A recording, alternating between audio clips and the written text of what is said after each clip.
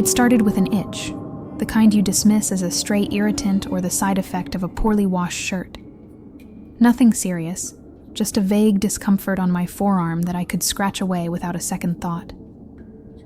By the next day, though, that itch had spread, snaking its way up my arm in patches that seemed to appear and vanish like ghostly bruises. When I looked closer, I saw faint outlines, almost like impressions beneath my skin, lines that seemed too precise to be random. As the hours passed, I became acutely aware of that crawling, tingling sensation, as if something was squirming right under the surface, trailing like whispered secrets I couldn't ignore. I forced myself to laugh about it, though the unease was already beginning to curl in my stomach. My friends joked that it was probably a new allergy or the side effect of too much late-night junk food. But this wasn't an allergy, I knew that. It was something else entirely, something I couldn't easily explain away. By the end of the day, I found myself instinctively covering the patches with my sleeves, hoping no one would notice how much I was scratching. There was no rash, nothing visible that should have made the itching so unbearable, but the irritation was constant, almost hypnotic in its persistence. And then, as I stood in front of my bathroom mirror that evening, rolling up my sleeve to inspect the strange marks, I noticed something far worse.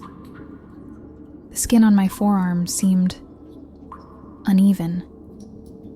Beneath it, as I pressed gently with my fingers, I could feel tiny bumps, like grains of sand shifting beneath the surface. My mind instantly jumped to all the horror stories I'd ever heard about parasites, though I dismissed it as soon as the thought arrived. But I couldn't deny the physical reality, couldn't brush away the sensation that something was undeniably, horrifyingly wrong. That night, as I lay in bed, trying not to scratch, I felt that subtle shifting again, like a ripple running through the skin of my arm. It was slight, barely more than a whisper against my senses, but it was there, undeniable. I lay motionless, eyes wide open, feeling the unwelcome activity beneath my skin, a silent protest against sleep. In a fit of desperation, I'd slathered on every ointment I could find, hoping it might soothe whatever was festering beneath. But as I closed my eyes, willing myself to ignore the sensation, a single thought began to gnaw at the edges of my mind. What if it's not just in my arm? What if it's spreading? The itch, I realized, wasn't just an annoyance anymore. It was a warning, a signal that something within me had started, and I had no idea how to make it stop. The itch had spread by morning. What began as a single patch on my forearm had now crept up to my shoulder and down to my wrist. Each area tingled with an unnerving sensation, like ants crawling just beneath the skin, tracing invisible pathways along my nerves. I spent breakfast awkwardly holding my coffee mug, trying not to let my family see how much I was scratching. I could still hear my sister's voice from the night before, mocking me for imagining things and being paranoid. But this was beyond imagination. The bumps under my skin were real. I tried my best to avoid mirrors that morning, but the bathroom one caught me off guard as I reached for my toothbrush. My reflection stared back with dark, hollow eyes, evidence of a sleepless night spent tossing and turning. The skin on my forearm had taken on a strange, dull tone, slightly bruised and sunken where the itch was strongest. I pressed down on the spot again, feeling the telltale grit of tiny lumps shifting beneath the surface. They felt more distinct today, as if they had grown overnight, settling into my skin with a sickening permanence. During my lunch break, I finally gave in to the impulse to Google my symptoms. Each result was worse than the last: nerve disorders, rare skin diseases, parasitic infections. My stomach churned with dread, but I couldn't stop reading, hypnotized by the horrifying possibilities. In the back of my mind, I tried to rationalize it away. Maybe it was stress? My job had been piling on the pressure lately, and I'd barely had a decent night's sleep in weeks. But even as I thought this, I knew it was a weak excuse. Nothing about stress explained the feeling of something moving, something alive, beneath my skin. By afternoon, the sensation had evolved. It was no longer just an itch. It was an almost rhythmic pulse, as though whatever was under my skin was slowly waking up, becoming aware. I couldn't shake the feeling that it was probing, seeking something within me. When I wasn't scratching, I was pressing my fingers against the bumps, trying to understand what they were. But each time, they slipped and shifted away from my touch, evading me like shadows under the skin. As the day dragged on, the anxiety began to bleed into every part of me. I found myself barely focusing at work, my mind consumed with the alien presence in my own body. Colleagues cast worried glances my way, but I ignored them, unwilling to explain. Who would believe me? That I felt things crawling under my skin. I barely believed it myself. I left work early, ignoring the concerned expressions of my manager and the odd questions from friends. As soon as I got home, I headed straight to the bathroom, rolling up my sleeve with a trembling hand. The patches of uneven skin had spread even further, branching like the veins in a leaf. It was now unmistakably clear that they were following a pattern, some kind of system that only they understood. Unable to resist, I took a needle and carefully pressed it to the skin of my forearm, hoping that a small puncture might release whatever was trapped inside. The prick stung, and a bead of blood welled up, but nothing more. Frustrated, I pressed harder, trying to dig deeper, feeling the pressure build as I forced the needle further. But instead of relief, I felt a sharp, searing pain rip through my arm, and the skin buckled under my touch, pulsing in angry protest. I pulled the needle away, horrified, realizing I was only making it worse. I sank onto the bathroom floor, clutching my arm, my mind racing. Whatever was beneath my skin, it didn't want to be disturbed. I couldn't go to work the next day. The moment I tried to put on a shirt, the rough fabric brushed against my arm, igniting the sensation into a maddening fury. Every nerve seemed on edge, every inch of skin prickling with the unnatural movement underneath. It was as if my own body was rebelling, each patch of skin tightening over the hidden lumps as they shifted and pulsed. I spent the morning in bed, sleeves rolled up, staring in morbid fascination as the trails of tiny lumps spread across my arm, weaving along my veins. The sight was dizzying. The tiny gritty bumps beneath my skin were following a path, creating a map only they understood. I felt helpless, staring at my own body as it transformed into something unrecognizable. I was no longer just me. I was becoming their host, my skin their shelter, my body their prison. Around noon, I heard my phone buzz on the bedside table. It was a message from my sister, checking in after our conversation the previous night. I couldn't bring myself to answer. How could I explain that what I'd tried to brush off as a skin irritation had become a full-blown infestation? I couldn't even say the words to myself. Instead, I turned off the phone, cutting myself off from anyone who might try to reach out. This was mine to face, alone. The hours dragged on, and the daylight began to dim outside.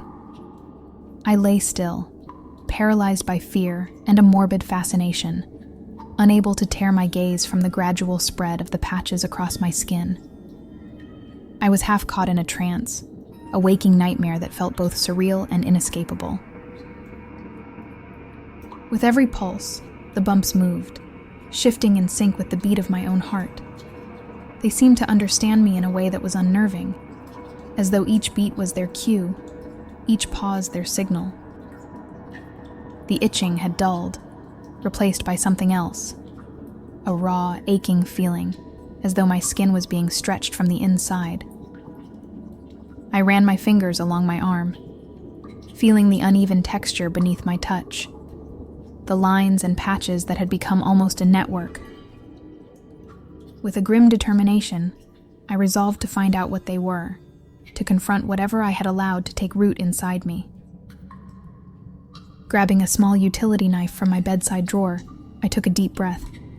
My hand trembled, but I steadied it, pressing the blade just above one of the larger bumps on my forearm.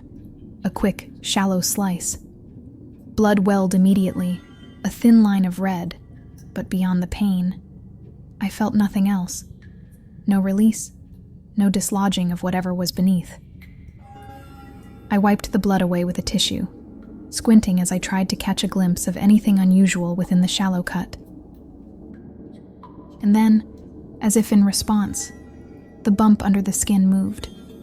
Slowly, it shifted just out of reach, retreating deeper, avoiding the light and the blade, evading me. My stomach turned, a nauseating wave washing over me. It was alive. A living thing, crawling just beneath my skin, aware of my attempts to remove it. I stumbled back, clutching my arm, horror clawing up my throat as I realized the full extent of what was happening. Whatever was inside me, it wasn't some random irritation, some easily excised intruder. It was something intelligent, something that knew how to evade, how to survive. I looked down, breathing shallow, watching the faint pulse beneath the surface, the outline of its path, winding its way along my arm and toward my shoulder. The creeping sensation resumed, stronger now, winding through my skin like roots sinking into soil, spreading with a mind of its own. I barely slept that night. Every time I closed my eyes, I felt the thing inside me moving, pulsing in time with my heart, twisting beneath the skin as though it was carving out its territory, claiming its host. My dreams were fevered flashes, glimpses of crawling shadows, of roots and tendrils winding their way through dark soil.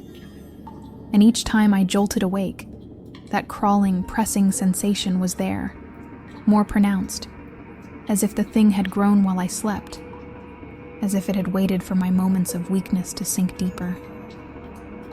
By morning, the transformation was undeniable. My skin had taken on a translucent pallor, faint veins crisscrossing in unnatural patterns. The bumps had spread down my forearm and up my shoulder, each one connected in a network of winding lines, an intricate web that seemed to pulse with a life of its own. I could no longer pretend this was something that could be explained or ignored. Whatever this was, it was taking me over, using my own body as a canvas to display its growth. Desperation drove me to reach out, to find someone, anyone, who might know what was happening. I thumbed through my contacts until I found an old professor from university, Dr. Talbot, who had once taught a course on rare skin conditions and parasites. I hadn't spoken to him in years, but the memory of his meticulous knowledge, his almost obsessive fascination with the peculiarities of human biology, pushed me to call. My voice was ragged, edged with panic as I explained my symptoms. When I finished, there was a long pause, then a low, measured reply. This sounds unlike anything I've encountered, but it resembles certain parasitic infections. A rare few are known to mimic the patterns of the host's nervous or circulatory system. If it's following a path, it might be attempting to synchronize with you, perhaps even taking on your body's blueprint. His words only intensified my dread. Synchronizing? Taking on my body's blueprint? My grip tightened on the phone as I fought back the urge to scream. How do I stop it? I can't say, he replied, his tone eerily calm. But I know one thing. Most organisms that invade a host need something from them. Nutrients, control, even full integration. If this thing is synchronizing with you, it may be trying to merge in a way that cannot be undone. The longer you wait, the harder it will be to remove it. After hanging up, I found myself staring blankly at my arm, which felt less and less like it belonged to me. His words echoed in my mind. Integration, merge, host. The implications rattled me to my core, an awareness that I was losing control not just of my arm, but of my very identity. I was becoming something else. I grabbed my keys and stumbled out of my apartment, searching for answers or help or anything that might stop this. The sunlight felt harsh on my skin, each step sending waves of heat through my body, an unwelcome reminder that whatever was inside me seemed to thrive on my discomfort, feeding off the fear and pain that coiled inside. I headed to the nearest clinic, hoping a doctor might offer some concrete medical explanation, something rational and fixable. In the sterile brightness of the examination room, I showed the physician my arm, rolling up my sleeve with a resigned dread.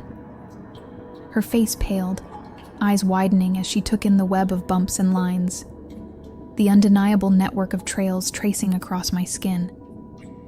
She tried to hide her reaction, but I saw the flash of unease as she hesitated, as though unsure where to even begin. "We might need to run some tests," she murmured, but her voice sounded distant, as if I were underwater, hearing her through layers of fog. I watched as she examined my skin with gloved hands, her expression carefully blank. She pressed lightly along the bumps, and I felt that sickening shift beneath my skin, the creature, or creatures, moving away from her touch as though defiant, aware of the intrusion. "Are you experiencing any mental effects?" she asked, her words unnervingly cautious. I hesitated, considering what to say. How could I explain the whispers that lingered in my mind? The strange, unsettling connection I was beginning to feel with the thing beneath my skin. It was no longer just a parasite or a disease. I could feel it now, pressing not only against my nerves, but against my very thoughts, settling into the edges of my consciousness. I realized, with a shiver of horror, that it wasn't just feeding on my body. It was feeding on my mind, integrating itself in ways I hadn't thought possible. I met the doctor's gaze, but before I could answer, the creature moved again, this time with a distinct purpose, stretching along my arm and creeping toward my chest. The sensation was stronger, more insistent, as if it knew I was seeking help, as if it were tightening its hold. I gasped, the air seizing in my lungs as the realization crashed over me. It didn't want to leave. It was fighting back, cementing its hold, rooting itself deeper.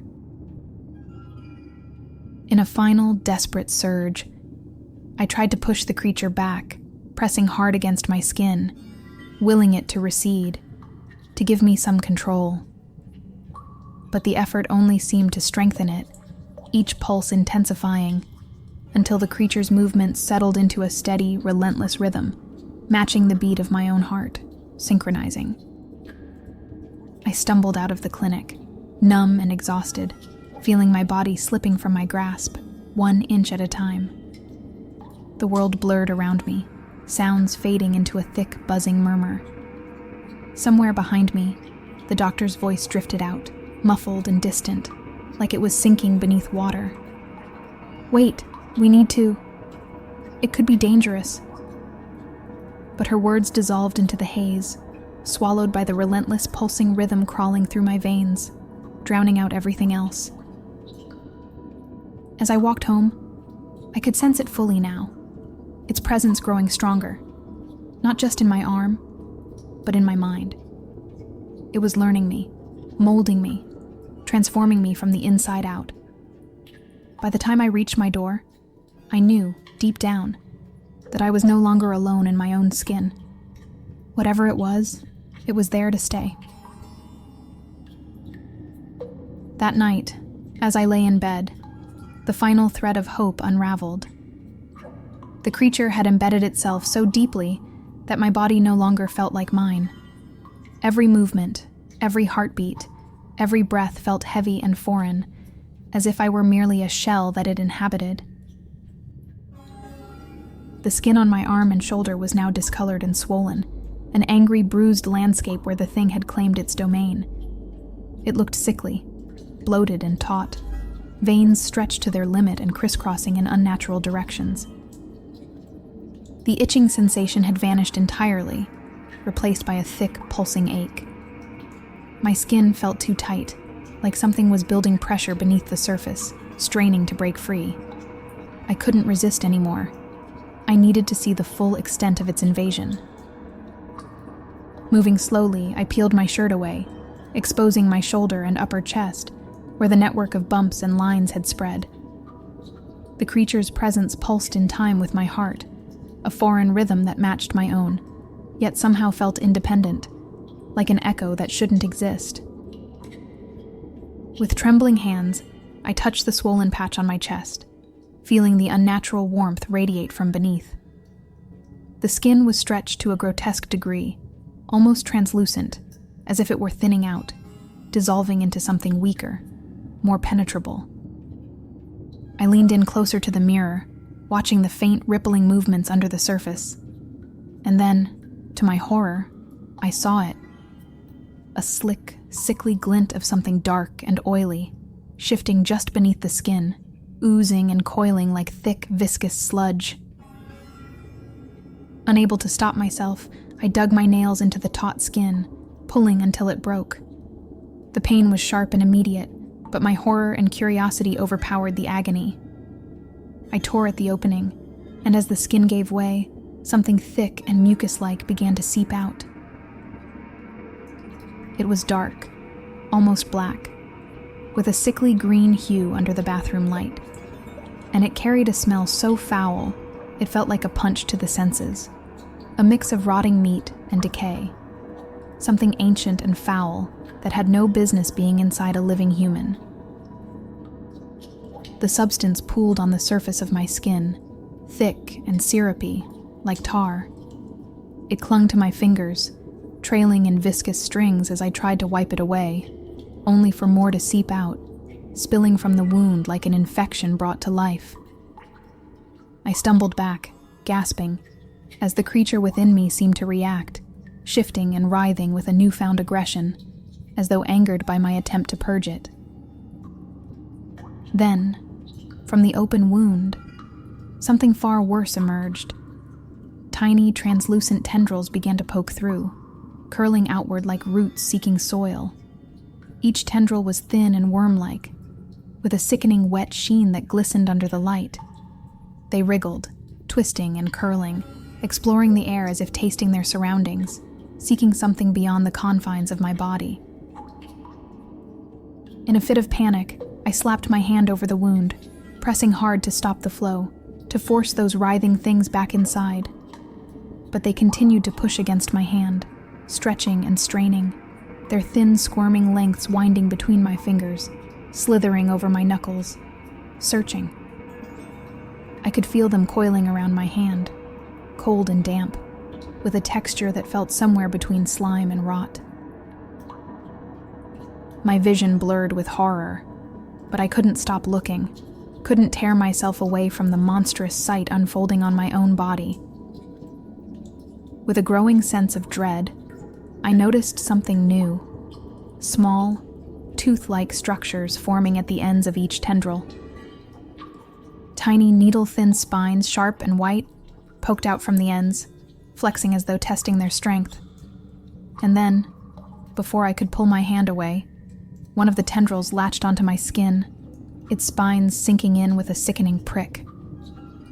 I gasped, feeling the sting as it burrowed into my flesh, anchoring itself to me. It began to pulse, pulling itself deeper, its body stretching and elongating as it forced its way under my skin. I could feel each movement, each invasive push as it dug deeper, the sensation raw and visceral, a throbbing agony that burned through me. More tendrils followed, each one latching on, digging in with their needle-like teeth, burrowing beneath my hand, winding up my arm, creating a lattice of pain that seemed to spread in all directions. I tried to pull them off, but they were rooted firmly, part of me now, merging with my skin, my muscles, fusing in a grotesque symbiosis. The creature was no longer content to hide beneath the surface. It was emerging, claiming me from the inside out, leaving no part of me untouched. I could feel it seeping through every cell, binding to my bones, spreading through my veins like a dark, invasive rot. And with each tendril that burrowed deeper, I could feel a change in my mind as well. A dull, creeping sense of surrender, as though the thing inside me was whispering, coaxing, merging its thoughts with mine. I could no longer remember what it felt like to be just me.